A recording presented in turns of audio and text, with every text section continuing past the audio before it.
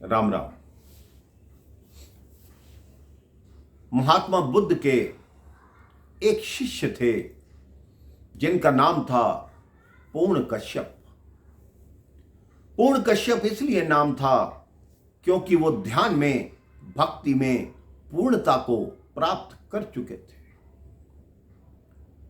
महात्मा बुद्ध ने उनसे कहा, पूर्ण कश्यप, अब तुम्हें मेरे साथ चलने की आवश्यकता नहीं, क्योंकि अब तुम पूर्ण हो चुके हो, सिद्ध हो चुके हो। अब तुम अपना मार्ग स्वयं चुनो, किसी प्रदेश को चुनो, किसी गांव को चुनो, वहां जाकर धर्म का प्रचार करो।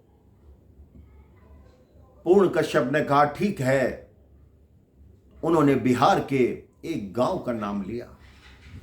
बुद्ध ने कहा, वहां कैसे जा सकते हो? वहां तो जंगली लोग रहते हैं, वहां के अभद्र लोग रहते हैं, वहां बहुत खराब लोग रहते हैं, वो तो राक्षसी प्रवृत्ति के हैं। तुम वहां जाकर क्या करोगे? तुम्हारी भक्ति नष्ट कर देंगे, तुम्हारी जितनी भी पूर्णता है उसको समाप्त कर देंगे।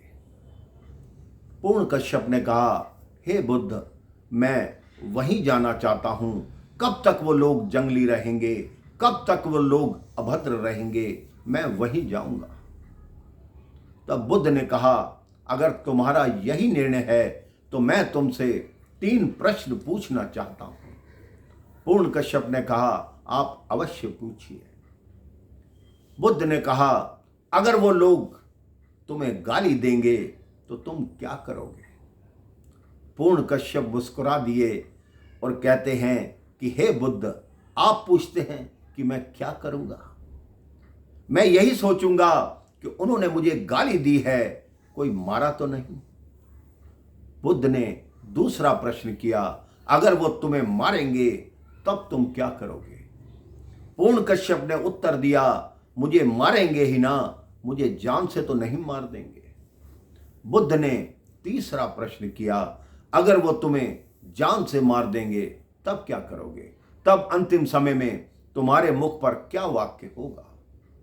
पूर्ण कश्यप ने कहा कि हे बुद्ध, अगर वो मुझे जान से मार देंगे तो मेरा अंतिम वाक्य यही होगा कि अच्छा हुआ, इस जीवन से छुटकारा मिला। पता नहीं इस जीवन में कितनी गलतियां और होनी थी जो होने से रह गई।